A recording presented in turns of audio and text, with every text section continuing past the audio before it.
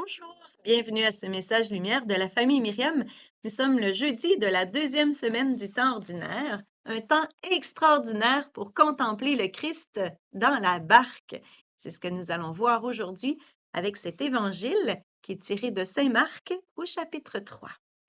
En ce temps-là, Jésus se retira avec ses disciples près de la mer, et une grande multitude de gens venus de la Galilée le suivirent, de Judée, de Jérusalem, d'Idumée, de Transjordanie, et de la région de Tyr et de Sidon, vinrent aussi à lui une multitude de gens qui avaient entendu parler de ce qu'il faisait. Il dit à ses disciples de tenir une barque à sa disposition pour que la foule ne l'écrase pas, car il avait fait beaucoup de guérisons, si bien que tous ceux qui souffraient de quelque mal se précipitaient sur lui pour le toucher. Et lorsque les esprits impurs le voyaient, ils se jetaient à ses pieds et criaient: Toi, tu es le Fils de Dieu. Mais il leur défendait vivement de le faire connaître.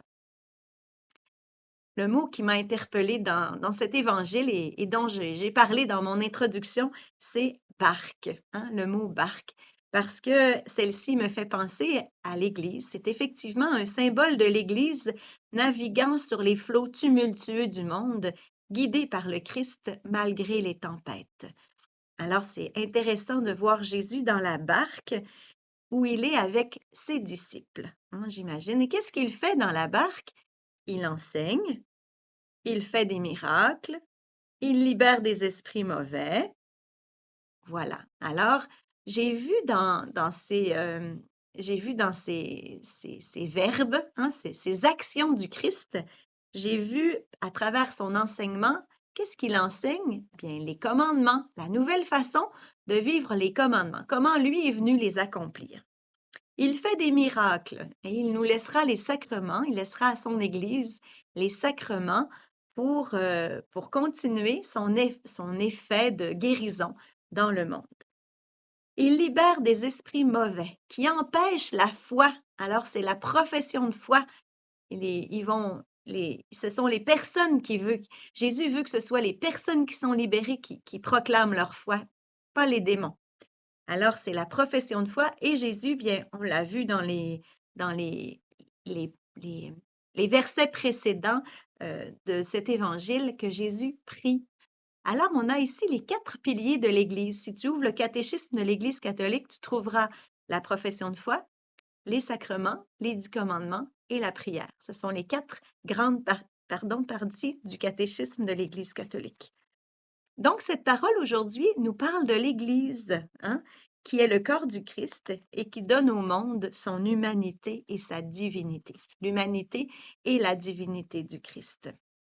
Alors, nous sommes ce matin, aujourd'hui, dans la barque de Pierre, tous ensemble. C'est un gros bateau, hein? Des fois, il y a de la houle, ce n'est pas toujours facile, mais nous savons que c'est le Christ qui est là et qui mène la barque et qui l'amènera à bon port, de l'autre côté.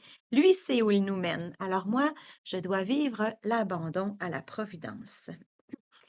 Et qu'est-ce qui guide cette Église? Qui, pardon, guide cette Église? Ben, c'est l'Esprit Saint. Et le Seigneur veut nous donner à nous aussi l'Esprit Saint aujourd'hui pour proclamer notre foi, pour aller à la messe, pour aller recevoir les sacrements, pour prier et aussi pour vivre les commandements de Dieu. On a besoin de la force de l'Esprit Saint pour vivre cela.